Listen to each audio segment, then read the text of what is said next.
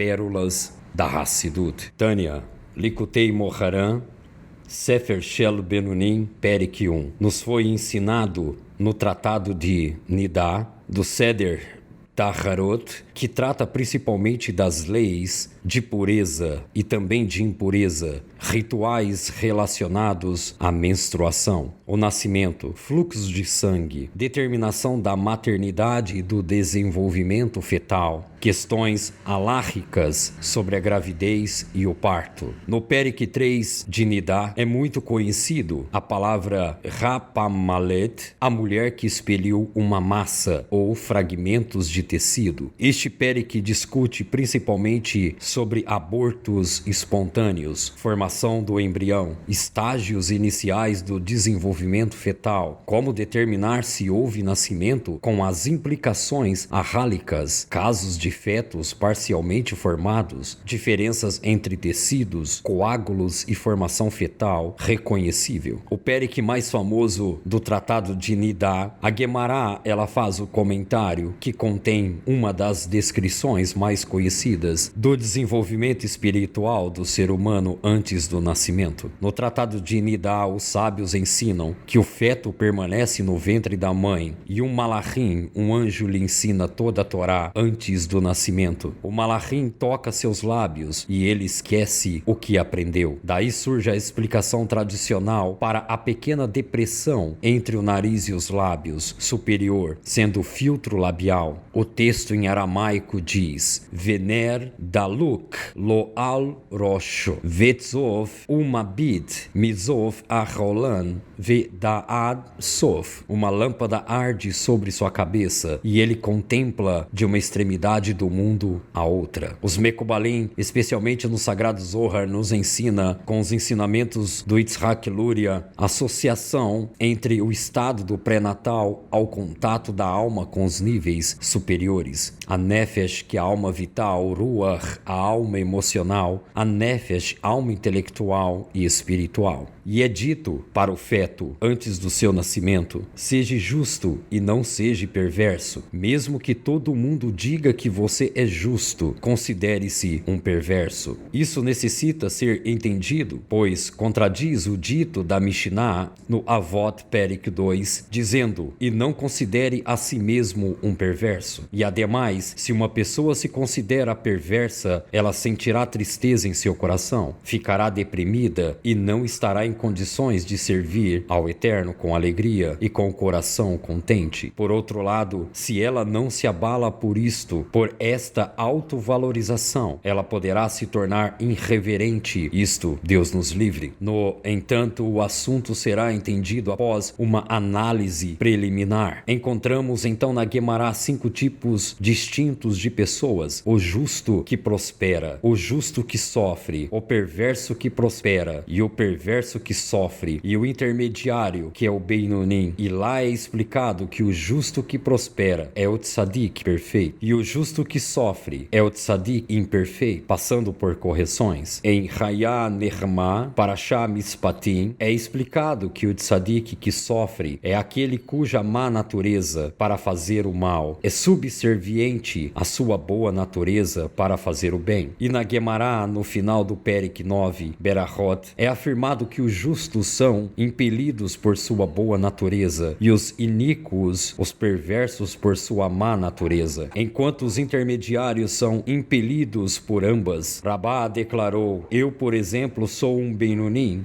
Disse-lhe Abai: mestre, o Eterno não possibilita pessoa alguma de viver. Para entender claramente o que foi mencionado acima, é necessário uma explicação e também entender o que Yov disse nos comentários de Baba Batra, Perek 1. O Eterno do Universo, tu criastes homens justos e tu criastes homens perversos, pois não é pré-determinado se um homem seja justo ou perverso. E é também necessário entender a natureza, a raiz essencial da categoria do intermediário. Certamente que não pode significar alguém cujos atos são metade virtuosos e metade pecaminosos. Pois se assim fosse, como poderia Rabá errar em classificar a si mesmo como um Beinonim? Pois é sabido que ele nunca cessou de estudar a Torá, tanto que o Malachim da morte não podia dominá-lo. Como então poderia ele errar ao considerar metade de seus atos pecaminosos? Deus nos livre. E mais, em que estágio uma pessoa pode considerar-se Beinonim? Se quando a pessoa comete um pecado, ela é tida como completamente perversa, mas quando posteriormente se arrepende, ela é tida como completamente justa. Mesmo aquele que viola uma pequena proibição dos sábios é chamado de perverso, conforme consta em Yamot, Perek 2, em Nidá, Perek 1. Ademais, mesmo aqueles que teve a chance de alertar e evitar que outra pessoa pecasse, mas não o fez, é chamado de perverso. Perek 6, Shavuot. Mas ainda a pessoa que negligencia qualquer mandamento positivo que está apta a cumprir, como, por exemplo, todo aquele que tem a possibilidade de estudar a Torá,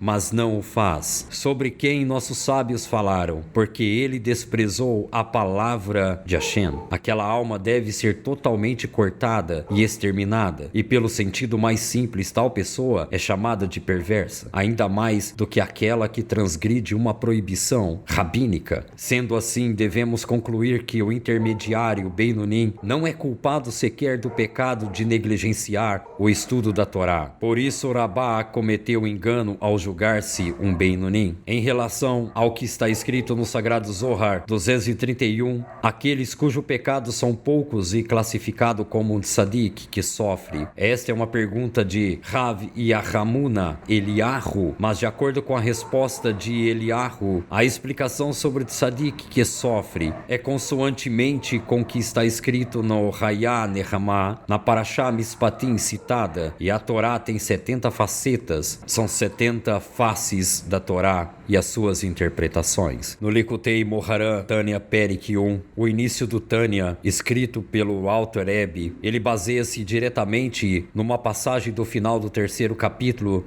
do Tratado de Nidá. Tânia, Besof Perek Gimel de Nidá, Mahabid in Yot, Terri Tzadik Ve'al Terri Rasha, Ve'afilu Kol Haolan, Kulo O Horim Lechat Tzadik Yata Keye Be Yenecha Ke Rasha. Foi ensinado no final do terceiro capítulo de Nidá. Fazem-no jurar ser justo e não perverso. E mesmo que todo mundo diga que é justo, considera-te como perverso aos teus próprios olhos. Nidá 30b. A alma antes do nascimento. A passagem que o Tânia cita encontra-se na Gemara. Darash Rabi Shinlai Lamache Valad Domei Benei Mo Lepinkas Shemekulpal Yumoch Vener Daluk Lo Al Rosh Vetofesh Yomabit Mitsof Haolan Vead Sof. O Rabi Tzimlai ensinou a que se assemelha o feto no ventre de sua mãe a um livro dobrado, uma lâmpada que arde sobre sua cabeça, e ele vê de uma extremidade do mundo até a outra. Melandim Otokol Hatorá Kulá. Ensinam-lhe toda a Torá. Quando vem ao mundo, o Malachim toca sua boca e ele esquece toda a Torá. Tratado de Nidá 3 e 7. Ra Mapelet Le Ion Arbaim Enai Roschet Le Valad Le Ion Arbaim Ve'echad Tezrev Le Zahar Velinekevar Ulenidá. Uma mulher que sofre um aborto no 40º dia não é considerada como tendo expelido um feto formado. Porém, ao 41º dia, deve-se observar as leis relativas ao nascimento de um menino ou de uma menina e também as leis de Nidá. O Alter Rebbe abre o Balatânia juntamente com essa passagem, porque ela revela 3 segredos fundamentais. A alma, Nefesh, conhece a verdade antes de nascer. Segundo o Sagrado Zohar, a alma contempla a luz divina antes de entrar no corpo. O Ner Daluk Al Rosho, a lâmpada sobre sua cabeça, que é associado pelos Mekubal à luz de Chokhmah, a percepção direta da verdade espiritual. Mehashbi in Oto não significa apenas fajurar. Os mestres da Hassidut observam que Mehasbaim fajurar e saciam e preenchem, mas sim, antes do nascimento da alma ele recebe um juramento. Recebe também a força espiritual necessária para cumprir todo esse juramento. Aos 40 dias de Nidá, na literatura da Kabbalah, os 40 dias correspondem ao período em que a forma espiritual começa a se revestir de forma física. Os comentaristas relacionam esse número a 40 dias do dilúvio, do Mabul, os 40 dias de Moshe no Har Sinai, os 40 Siad Mikvah e os 40 dias de formação inicial do embrião mencionados na Mishnah. Para os Mekubal, o número 40 simboliza a transição de um estado potencial para um estado revelado. Esta é a conexão central do Balatânia, que é a alma que desce ao mundo já portando a sua missão. O juramento mencionado no final do Perek 3 do Tratado de Nidá é para Hassidut e a sua assinatura espiritual desta missão antes de nascer. Estas são as pérolas da Hassidut.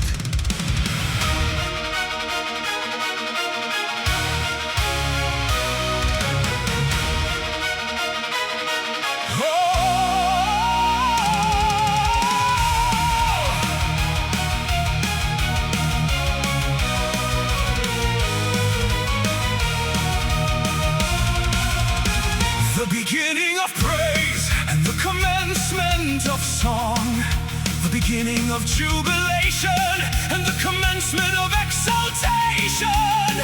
Do the princes sing who serve each day the Elohim of Israel and the throne of his glory? They bear up the wheel of the throne of his glory. Sing, sing for joy, supernal dwelling. Shout, shout for joy, precious vessel, made marvelously and a marvel. Surely thou shalt gladden the King who sitteth upon thee, as the joy of the bridegroom in his bride chamber.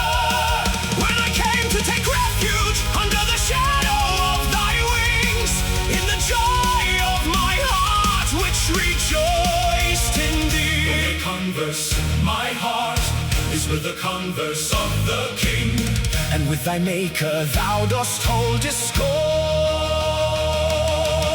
As it is said, holy, holy, holy is the Lord of hosts. From the praise and song of each day, from the jubilation and exaltation of each hour, and from the utterance which proceedeth out of the mouths of the holy ones, and from the melody which welleth up out of the mouths of the servants. Mountains of fire and hills of flame are piled up and hidden and poured out each day. As it is said, holy, holy, holy is the Lord of hosts. Why shouldst thou be affrighted, faithful servant? Why shouldst thou be terrified, servitor beloved? I say to thy face, Zohar Ariel, Lord God of Israel, if I be not affrighted, who is he that shall be affrighted? If I be not terrified, who is he that shall be terrified? For I am summoned before the omnipotent 6 hours in each day, and 1,000 times I am dragged upon my knees until I touch the throne of glory. And then the voice would answer, say, and there was a voice above the firmament that was over their heads. When they stood, they let down their wings. As for those who practice upon you, those practice